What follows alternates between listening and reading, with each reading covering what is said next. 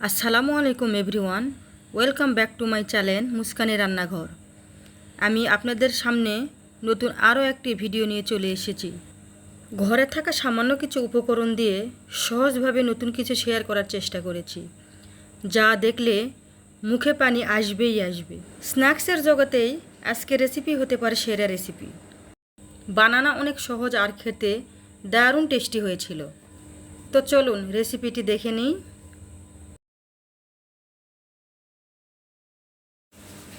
আমি এখানে সিদ্ধ আলু নিয়েছি, আর এগুলো গরম থাকা অবস্থায় ভালো করে ম্যাশ করে নেব।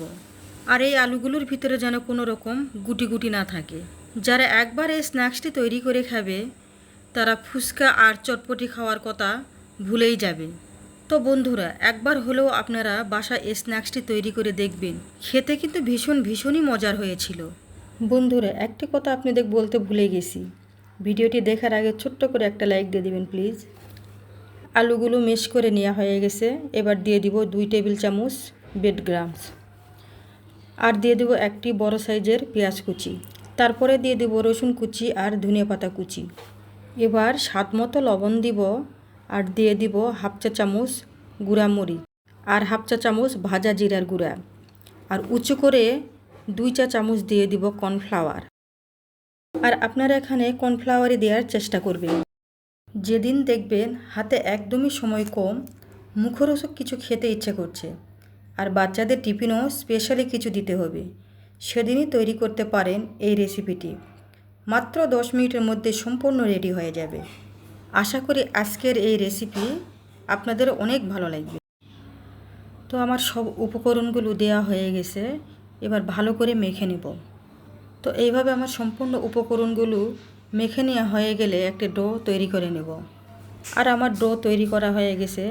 এবার হাতে তেল মাখিয়ে নিব, আর ছোট করে লেচি কেটে নিয়ে এভাবে হাতের সাহায্যে পাকিয়ে পাকিয়ে গোল করে নিয়ে হাতের তালুর সাথে ডাবা দিয়ে চ্যাপটা করে এই স্ন্যাক্সটি তৈরি করে নেব। আর সবগুলো স্ন্যাক্স যেন একই রকম সাইজের হয়। আপনারা একটু লক্ষ্য করলে বুঝতে পারবেন যে আমি স্ন্যাক্সটি কিভাবে তৈরি করে নিচ্ছি। তো আমার একটি স্ন্যাক্স তৈরি করা হয়ে গেছে। এভাবে আমি সম্পূর্ণ স্ন্যাক্সগুলো তৈরি করে নেব। আপনাদের বোঝার সুবিধার জন্য আমি আরেকটি স্ন্যাক্স তৈরি করে দেখিয়ে দিলাম।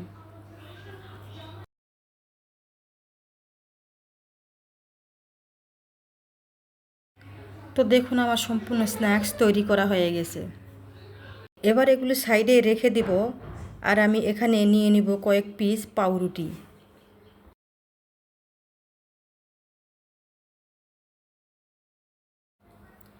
এই পাউরুটিগুলো আমি একটা গ্লাসের সাহায্যে গোল করে কেটে নিব। আপনাদের হাতের কাছে যদি কুকি কাটার থাকে সেটা দিয়েও কেটে নিতে পারেন। তো এইভাবে আমি সব পাউরুটিগুলো একই সাইজ করে কেটে নিয়েছি। এবার তৈরি করে রাখা আলুর চপের উপরে একটু করে পানি লাগিয়ে নিয়ে তারপরে এই পাউরুটির উপর দিয়ে একটু হাত দিয়ে চেপে চেপে লেগে দিব, যাতে ভাজার সময় এইগুলো খুলে না আসে। তো এইরকমভাবে আমি সবগুলোই তৈরি করে নেব। আমার সবগুলো স্ন্যাক্স এইভাবে পাউরুটির সাথে লেগে নেওয়া হয়ে গেছে। দেখুন, এখন এইগুলো আমি ভেজে নেব। তার জন্য আমি একটি ফ্রাই প্যানে প্রায় 2 চা চামচের মতো সয়াবিন তেল দিয়ে দিলাম। আর এই তেলগুলো গরম হয়ে আসলেই আমি এক এক করে স্ন্যাক্সগুলো দিয়ে ভেজে নেব। আপনারা চাইলে এখানে বাটার বা ঘি দিয়ে এই স্ন্যাক্সগুলো ভেজে নিতে পারেন। তো বন্ধুরা, আপনারা একটু খেয়াল করলেই বুঝতে পারবেন আমি কোন সাইডটি আগে ভেজে নিচ্ছি। তো এইভাবে চুলার আঁচ আমি মিডিয়াম টু লো ফ্লেমে রেখে এপাশ ওপাশ করে ভালো করে ভেজে নেব। আর খেয়াল রাখবেন যাতে পুড়ে না যায়। আর এই স্ন্যাক্সগুলো পুড়ে গেলে খেতে অতটা ভালো লাগবে না। স্ন্যাক্সগুলো এইভাবে ভেজে নেওয়া হয়ে গেলে উঠিয়ে নিব, আর বাকি স্ন্যাক্সগুলো আমি একইভাবে ভেজে নেব।